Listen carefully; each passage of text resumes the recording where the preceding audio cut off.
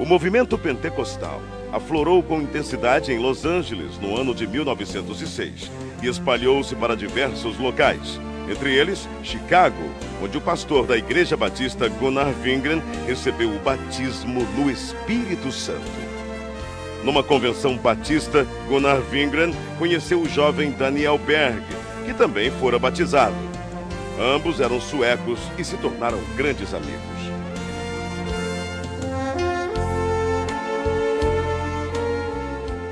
Mais tarde, em South Bend, durante uma reunião de oração, Gunnar Wingren relata aos presentes o que Deus lhes havia revelado. Brothers, the Lord has shown us that we must go to South America, to a place in Brazil called Pará.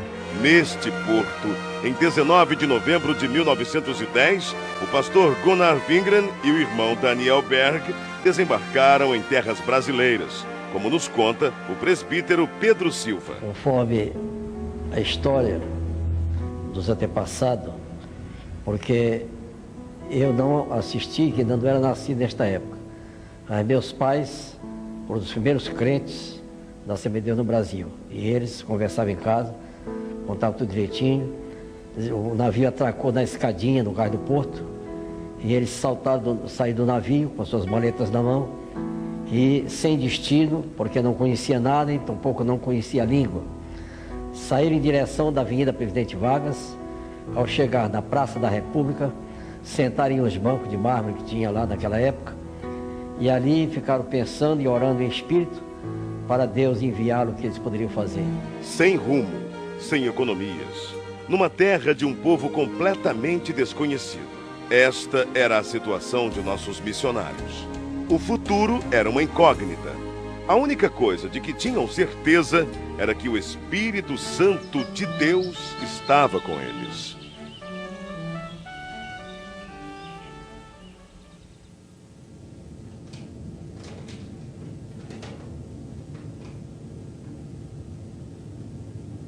Daniel!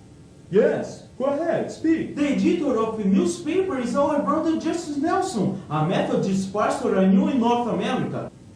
Tomorrow, you look for him. He will certainly give us the necessary orientation here in Brazil. Praise the Lord, praise the Lord, Lord. Amen, amen.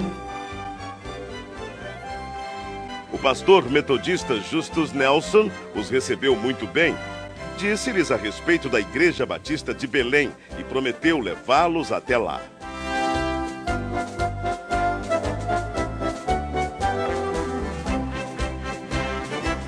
Na pequena Igreja Batista, os missionários conhecem o irmão Raimundo Nobre, líder do trabalho batista no Pará, que ofereceu-lhes abrigo nas dependências da igreja.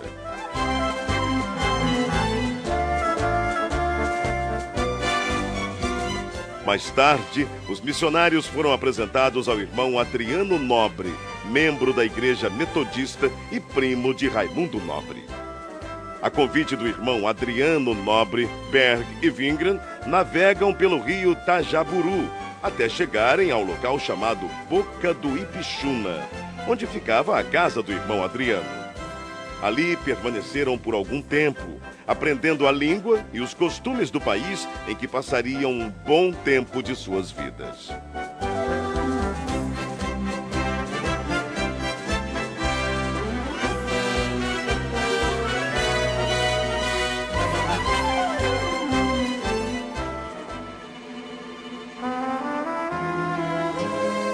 De volta à Igreja Batista, não cessavam de orar dia e noite, avivados pelo Espírito Santo.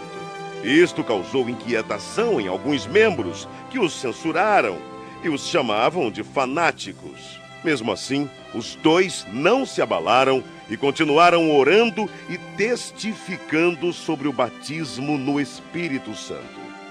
Em 2 de junho de 1911, o Senhor batizou a primeira brasileira a crer nas promessas de Atos 2:39. Irmã Celina Albuquerque estava orando em sua casa quando começou a falar em línguas estranhas pelo poder do Espírito. Irmãos, o que tem acontecido aqui, o que tem acontecido conosco, é maravilhoso. não podemos deixar de falar de coisas tão maravilhosas, do cumprimento da promessa que nos foi garantida pela palavra de Deus. Não podemos fechar os olhos para o derramamento do Espírito Santo. Irmãos, não podemos deixar que doutrinas estranhas invadam nossa igreja. O fato gerou uma grave polêmica na igreja. A maioria creu na doutrina do batismo no Espírito Santo. Entretanto, outros membros, liderados pelo irmão Raimundo Nobre, rechaçaram completamente a ideia e votaram a favor da exclusão dos simpatizantes ao movimento pentecostal. As 17 pessoas que saíram da Igreja Batista se reuniram na casa da irmã Celina e ali, juntamente com os missionários Daniel Berg e Gunnar Wingren, abriram um novo trabalho. Enfim, em 18 de junho de 1911, na rua Siqueira Mendes, número 67, começava a se estabelecer a primeira Assembleia de Deus no Brasil. Enquanto o pastor Gunnar Wingren pastoreava a igreja em Belém, Daniel Berg saía como colportor, vendendo Bíblias e pregando o Evangelho em diversas cidades. Eram tempos difíceis, de longas jornadas, mas Deus jamais desamparou aqueles que lutam por sua palavra.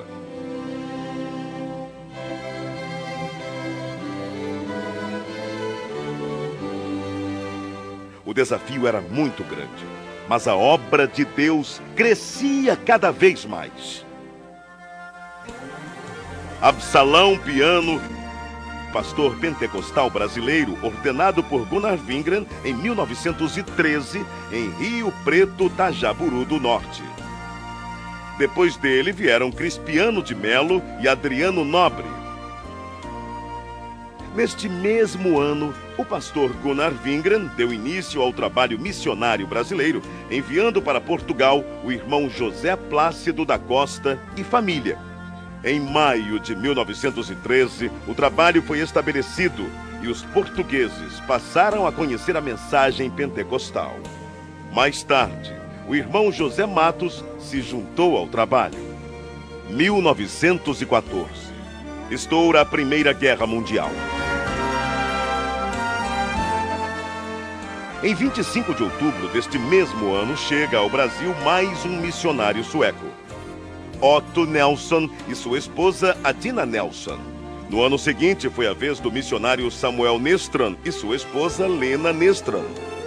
Alguns anos mais tarde, em 1917, foi fundado o primeiro jornal pentecostal, A Voz da Verdade.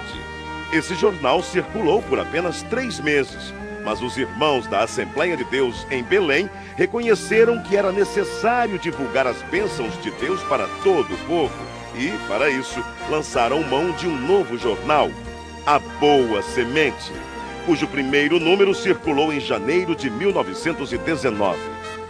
Estava lançada a Boa Semente da Literatura. Em 1921, chega ao Brasil Niels Nelson, um jovem de apenas 26 anos. Impulsionado por Deus, veio somar esforços à evangelização.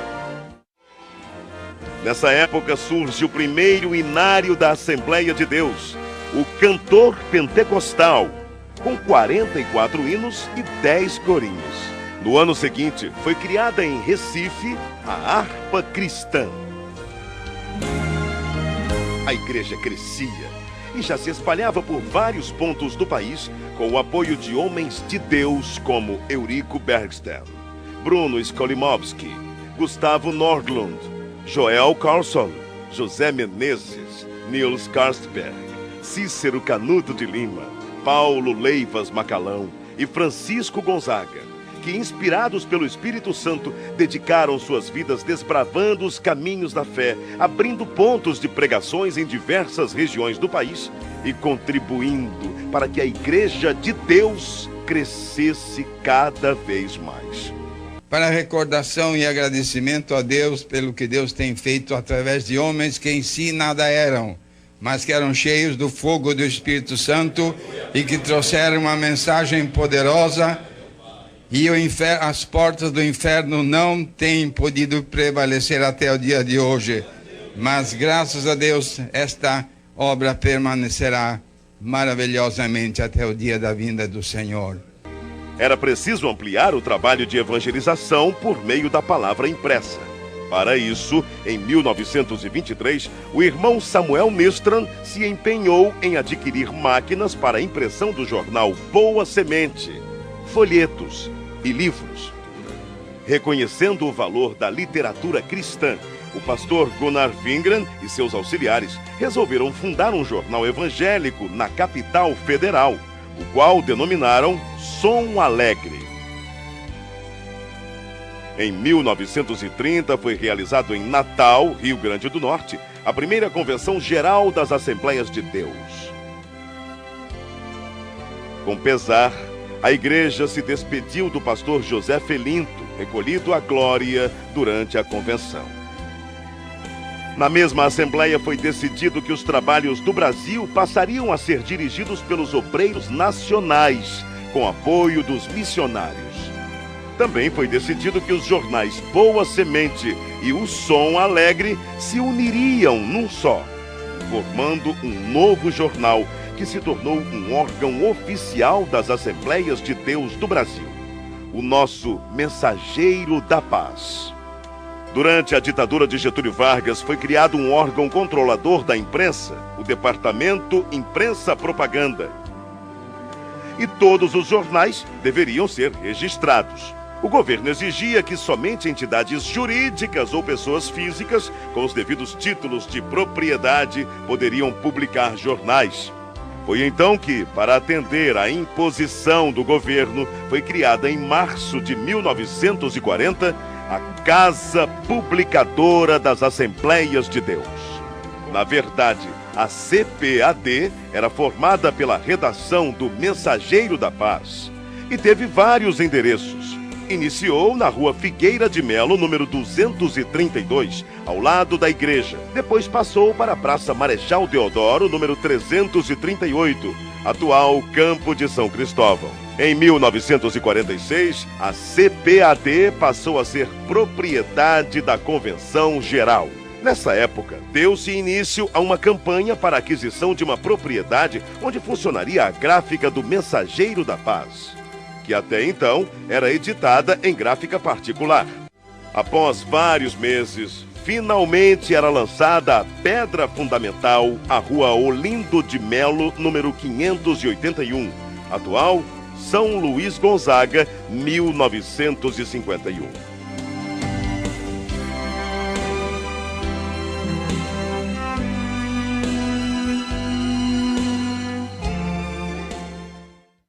Ide e pregai.